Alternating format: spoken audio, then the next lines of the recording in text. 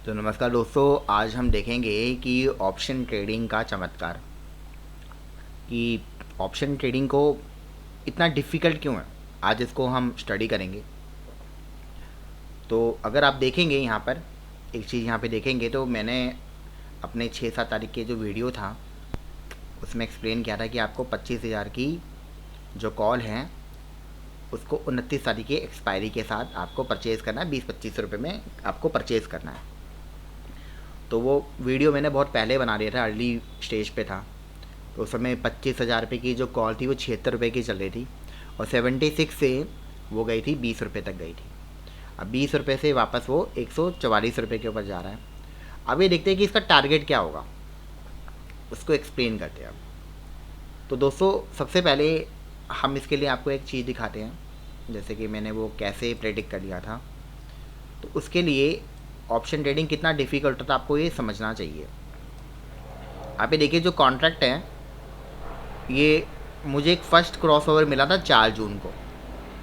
आप सोचेंगे यार 4 जून का आज अगस्त से क्या मतलब। तो देखिए दोस्तों, ऐसे ही होता है कि ऑप्शन ट्रेडिंग में जो ऑप्शन कॉन्ट्रैक्ट्स होता है वो महीनों महीनों चलते हैं।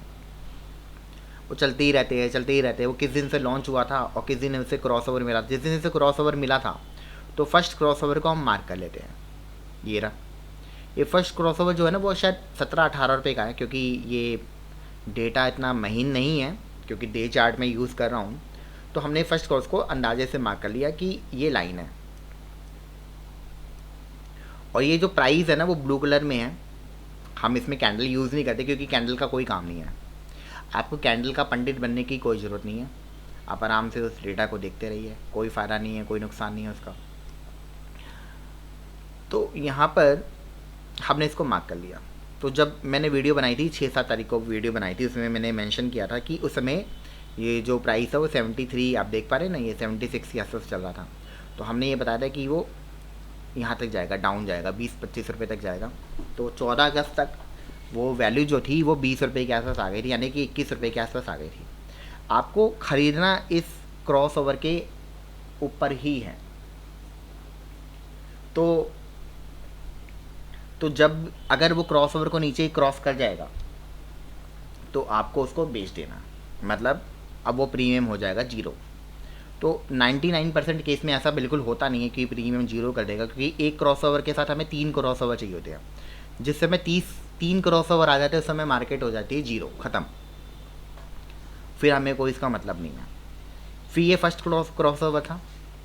ये सेकंड क्रॉस ओवर कब आया था? 6 तारीख को। और क्योंकि 5 तारीख को मार्केट गिर गई थी, 1 तारीख से उसने गिरने की अपनी नीति बनाई थी और वो लगातार 14 तारीख तक गिरता रहा। ये रहा। तो मैंने 13-14 तारीख को ही वीडियो बना दिया था कि यहाँ से मार्केट अब निफ्टी है, कन्वर्ट होगी, ऊपर की तरफ जाएगी। तो फर्स्ट क्रॉस ओवर जो होता हमें जैसे ही मिला तो हमने उसके नीचे लाइन ड्रॉ किया और यहाँ पे मैंने मार्क कर दिया। अब ये जा रहा है कहाँ पे? सेकंड क्रॉस ओवर के नीचे। आप ये देखा ना, मैंने मेंशन किया हुआ है कि सेकंड क्रॉस ओवर के नीचे यही टारगेट है। तो कल इसकी एक्सपायरी है, तो वो इस क्रॉस ओवर के पर जब जाएगा तो तीसरा क्रॉस ओवर मुझे मिल जाएगा, उसके बाद मार्केट हो जाएगी ख़त्म। तो उस मार्केट से मुझे फिर कोई नाता नहीं रहेगा। हमारा काम होता है कि ये था एटीएम और ये रहा, सॉरी, ये था ओटीएम। ओटीएम से ख़रीदना, सस्ते पे माल ख़रीदना, और महंगे पे यानी कि एटीएम पे माल बेचना। तो ये क्रॉस ओवर जो है मुझे कल मिल जाएगा। मतलब इसका क्रॉस ओवर जो है वो 205 रुपये के आसपास आ रहा है। तो शायद हम जब इसको बेचेंगे तो हो सकता है कि थोड़ा 205 के ऊपर भी चला जाए। हमें इतना सब कुछ नहीं करना, क्योंकि उस समय जो ऑपरेटर होता है वो ट्रैप करता है मार्केट को। तो जो ऑपरेटर मार्केट को ट्रैप करता है तो होगा क्या कि सब लोग बोलेंगे कि जितने भी इन्फ्लुएंसर होते हैं ना वही बोलते हैं कि ब्रेकआउट मिल गया, ये हो गया, वो हो गया, ऐसे हो गया। तो ब्रेकआउट पे तो लोगों को वो ट्रैप कर रहा होता है ऑपरेटर। जितने लोग अटक जाते हैं वो फंस जाते हैं, क्योंकि वो ऊपर जाके मार्केट को नीचे फटाफट नीचे ले आ जाता है। इस पोजीशन पे निकलने का मतलब है कि सेफ़ एग्ज़िट करना, आराम से एग्ज़िट करो, यहाँ से ख़रीदो, कोई नुकसान नहीं होगा। देखिए आपको कोई नुकसान होगा ही नहीं। यहाँ पे कुछ दिन मार्केट अटकी, फिर नीचे आई, फिर यहाँ पे पड़ी रही, फिर यहाँ आई, फिर नीचे आई, तो ये ऊपर जा रहा है। ये कल क्रॉस ओवर मिलेगा, थर्ड क्रॉस ओवर जैसे ही मिलेगा मार्केट थोड़ा सा ऊपर जाएगी, उसके बाद वो ख़त्म हो जाएगी। तो हो सकता है कि 200, हमने तो 205 का टारगेट लगाया है, हो सकता है कि वो 300 चला जाए, 400 चला जाए, हमें क्या प्रॉब्लम। हमें नहीं बेचना उस पर, हमें सिर्फ क्रॉसओवर के नीचे एग्जिट ले लेना। 20 रुपये पे खरीदा, 200 रुपये भी बेचोगे तो आपको एक अच्छा खासा प्रॉफिट आ रहा है, यानी कि करीब करीब आपने 5,000 लगाए तो 50,000 लेके जाओगे, सीधा सा लॉजिक। तो ये महीनों का कॉन्ट्रैक्ट होता है। अगर आप सोच रहे कि 1-2 दिन में मैं बहुत बड़ा एक्सपर्ट बन जाऊँगा, बिल्कुल भी नहीं बनोगे, आपको कई साल का एक्सपीरियंस इसमें चाहिए।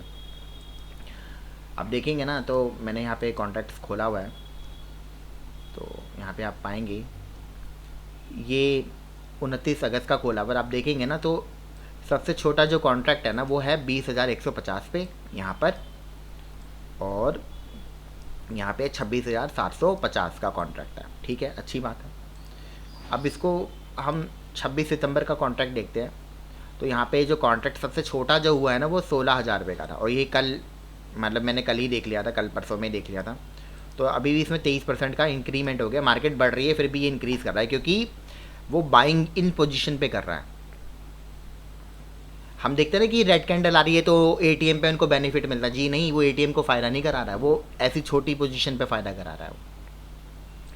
तो ये कॉन्ट्रैक्ट एक्सटेंड हो गया, 16,000 आ गया, और यहाँ पे भी जो कॉन्ट्रैक्ट है वो 29,000 हो गया। मतलब कि मार्केट जो है एक्सटेंड हो गई सितंबर के उस पीरियड में। इसका मतलब मार्केट या तो एक्सट्रीम बढ़ेगी या एक्सट्रीम घटेगी सितंबर में। तो सितंबर में कुछ नया होने जा रहा है, कुछ बड़ा होने जा रहा है। क्यों? क्योंकि अक्टूबर में कुछ नया नहीं होगा, क्योंकि 31 अक्टूबर का जब मैं कॉन्ट्रैक्ट ओपन करता हूँ तो कॉन्ट्रैक्ट वापस से रिड्यूस हो जाता है, 22,250 पे रिड्यूस हो जाता है। छोटा कॉन्ट्रैक्ट यही है, और ये 26,750 का कॉन्ट्रैक्ट नीचे आ गया। तो इसका मतलब अक्टूबर में सब कुछ फ्लैट चलेगा, कुछ खास नहीं चलेगा। लेकिन सितंबर में कुछ तो नया होने जा रहा है कि या तो मार्केट बहुत एक्सट्रीम बढ़ेगी या घटेगी, वो आप अपने तरीके से उसको डिसाइड कर सकते हैं। तो अगर आप यहाँ देखेंगे ना, तो ये 25,000 का जो कॉन्ट्रैक्ट है, इसका जो प्रीमियम अगर आप यहाँ पे देख लेंगे तो आज ही, वैसे तो जिस पर्सन ने 20 रुपये का ख़रीदा होगा, जिस भाई साहब ने, तो वो आज भी उसने 173 बनाया ही है। कुछ दिन पहले भी उसने 180 के आसपास उसने बनाया था। तो मार्केट, इतना पेशेंस होना ना बहुत बड़ी बात होती है, कि आप इस पेशेंस के साथ यहाँ पे बैठे रहेंगे।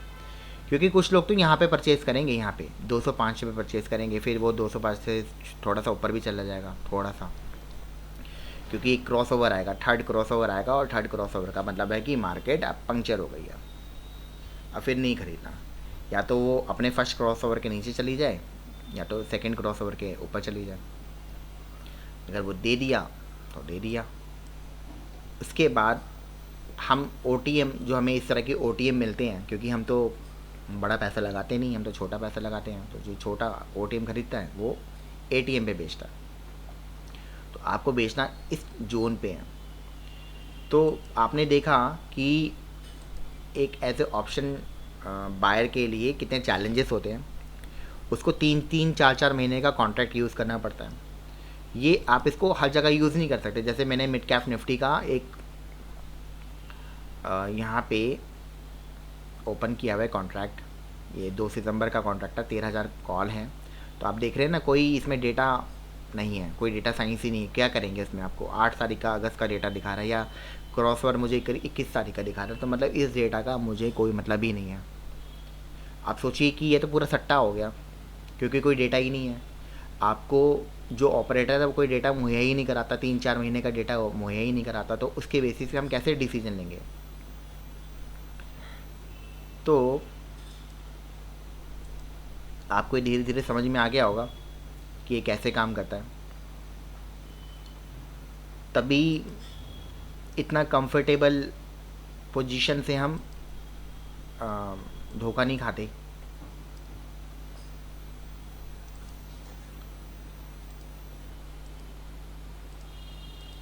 तो दोस्तों, इस वीडियो को हम यहीं पे ही विराम देते हैं। मिलते हैं एक नेक्स्ट वीडियो में, ताकि हम और भी नया डिस्कशन कर सकें। तो आपको शायद मोटा मोटा समझ में आ गया होगा कि ऑप्शन बाइंग के लिए आपको किस तरह का डेटा चाहिए। इसके अलावा कोई दूसरी कहानी नहीं होती है यहाँ पे। अगर आप वो बना रहे हैं मैं यहाँ पे ख़रीदूँगा, मैं वहाँ परचेज़ करूँगा, वो तो तुक्के लगा रहे हैं, क्योंकि कोई भी 100% वहाँ पे श्योर नहीं होता। लेकिन अगर आप डेटा के सहारे चलेंगे ना तो आप श्योर होना शुरू हो जाएंगे धीरे धीरे। आपको जो भी है ना विजुलाइज करने के लिए डेटा कितना इंपॉर्टेंट होता है। ये लाइन चार्ट क्यों यूज़ होती है ये आपको अब समझ में आ रहा होगा। इससे पहले शायद आपने लाइन चार्ट यूज़ नहीं किया होगा, कैंडल ही यूज़ करते हैं। कैंडल का मुझे क्या करना, कैंडल तो हो चुकी है, वो कैंडल बन चुकी है, उस बनी हुई कैंडल से मैं क्या एक्सपेक्ट करूँगा, कोई एक्सपेक्टेशन नहीं है मेरी इसकी। वो कैंडल आपको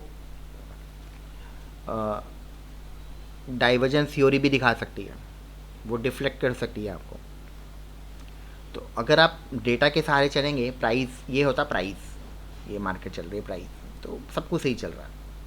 कुल मिला के हम जब भी बात करते हैं हम हमेशा बोलते हैं कि मूविंग एवरेज के नीचे खरीदो, मूविंग एवरेज के नीचे खरीदो। तो यही तो कर रहे हैं हम कि ये रहा क्रॉसओवर और यहाँ मूविंग एवरेज के नीचे खरीद रहे हैं। Thank you so much.